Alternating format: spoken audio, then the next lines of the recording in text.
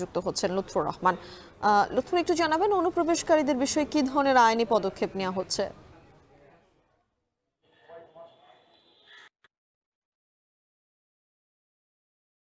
পঞ্চগড় সদর উপজেলার হারিবাসী ইউনিয়নের সদর উপজেলার হারিবাসী ইউনিয়ন বরাবর সীমান্ত সেই সীমা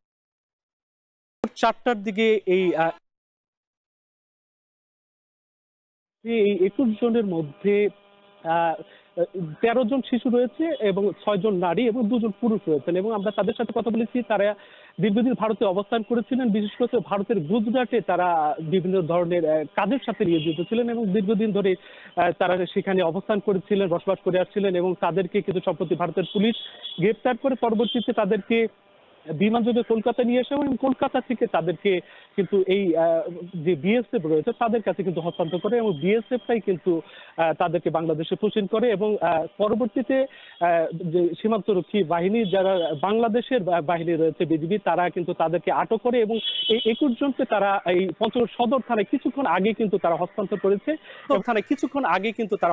করেছে এবং তাদের বিরুদ্ধে যে আইনি প্রক্রিয়া এবং তারা যে অবৈধভাবে তাদেরকে যে বাংলাদেশে পুশিং করা হয়েছে তার বিরুদ্ধে কিন্তু তার ব্যবস্থা নেওয়া হচ্ছে এবং আমরা বিজিবির কর্মকর্তাদের সাথে কথা বলেছি। তারা আমাদেরকে জানিয়েছেন যে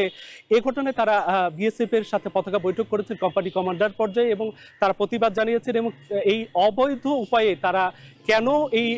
মানুষদেরকে বাংলাদেশে পুশিং করেছে তার ব্যাখ্যা চাওয়া হয়েছে এবং এই মুহূর্তে কিন্তু তাদের এই যে যারা 21 জন রয়েছেন তাদের বিরুদ্ধে কিন্তু আইনি যে প্রক্রিয়া সেটি কিন্তু চলমান রয়েছে। তো মিম, এই ছিল আমার কাছে পঞ্চগড় সদর থানা থেকে সার্বিক পরিস্থিতি। পঞ্চগড় থেকে সরাসরি যুক্ত হয়েছিলেন সহকর্মী লুৎফর রহমান।